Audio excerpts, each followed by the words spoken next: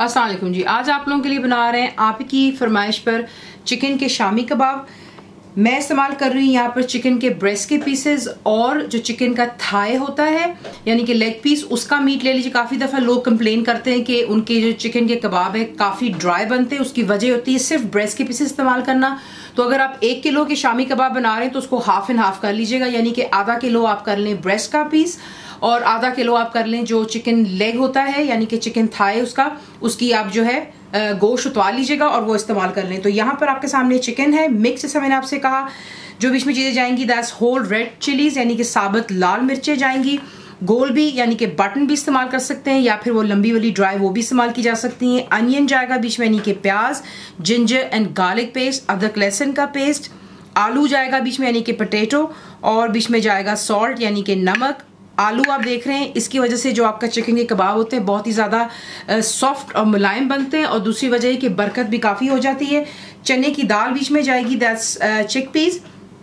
मैंने इसे अच्छी तरह वॉश किया और पानी में तकरीबन 4 घंटे के लिए मैं तो ज़्यादातर जब इसको भिगोती हूँ मैं क्या करती हूँ, गर्म पानी जो होता है उसमें इसको भिगो लेती हूँ। इसमें ये होता है कि इसकी आधी जो कुकिंग होती है वहीं पर स्टार्ट होती है। अगर आप देखें तो कितने अच्छी तरह देख लें टूट जाता है, तो ये कुकिंग ज़्यादा नहीं होती इसलिए, वरना आप बेशक इसको ओवरनाइट भी सोक कर सकते हैं।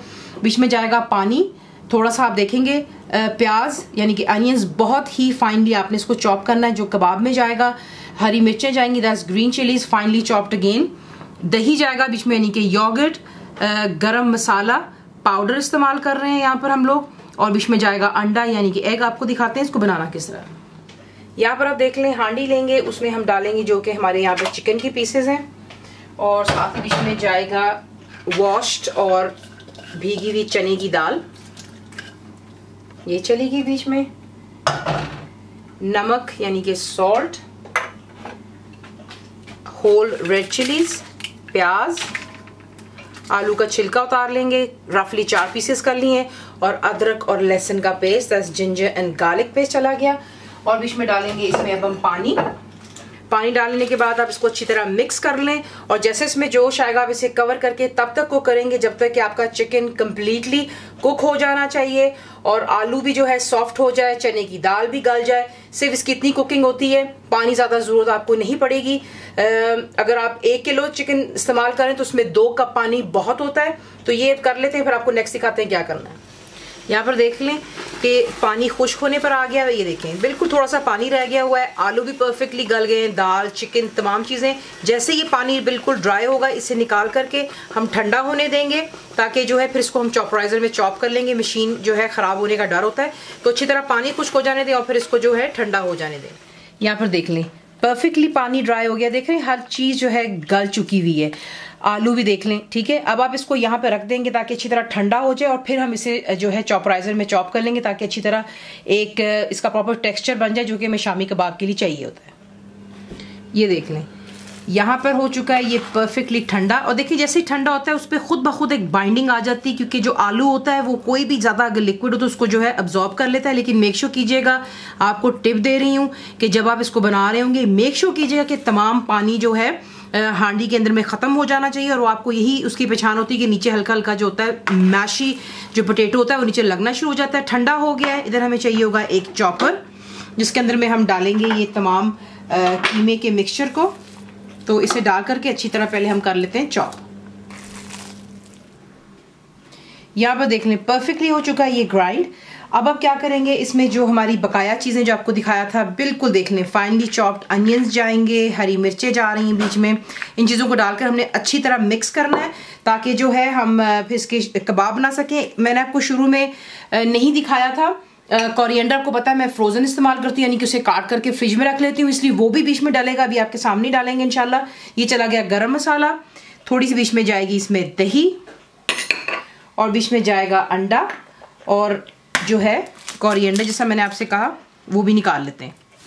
और ये रहा हमारा कोरिएंडर बिल्कुल हैंडफुल, ये देख लें बीच में डाल करके तमाम चीज़ों को मिक्स कीजिए। ऑलरेडी वॉश माय हैंड्स, हाथों का इस्तेमाल होगा यहाँ पे। इसको अच्छी तरह हर चीज़ को मिक्स कर लें और फिर से हम रख देंगे थोड़ी देरी के लिए फ्रिज में, तकरीबन 1 घंटे के लिए।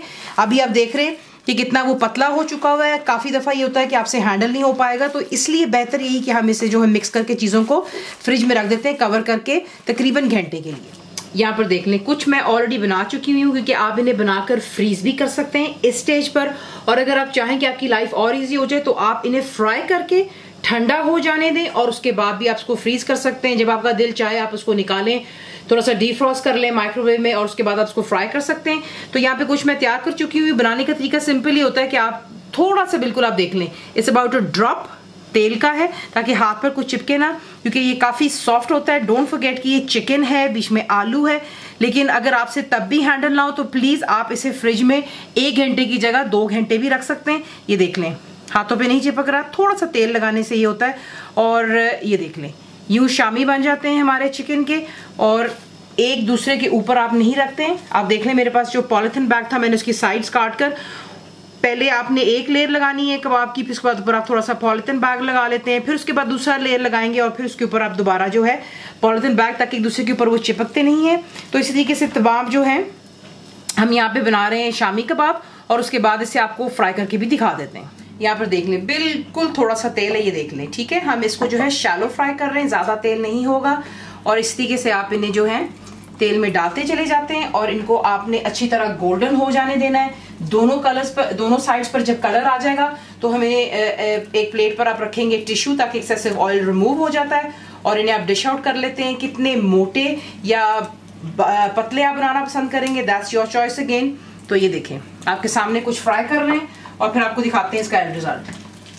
यहाँ पर आप देख लें, फ्लेम आपने हाई रखनी है और गोल्डन हो जाने, एक साइड गोल्डन हो जाने पर फिर आप इसकी साइड चेंज कीजिएगा, क्योंकि ये होता है कि टूटने का डर होता है, लेकिन इंशाल्लाह टूटेगा बिल्कुल नहीं। तो ये है कि इसको एक साइड गोल्डन हो जाए, चेंज कर लेते हैं, जरा थोड़ा और गोल्डन कलर इस साइड पे ले आएंगे और इनको हम जो है पेपर टावर पे निकाल करके डिश आउट कर लेंगे। फ्राई कर लेने के बाद आप इसके साथ में चटनी के साथ इसको सर्व करें, केचप जो आपका दिल चाहे।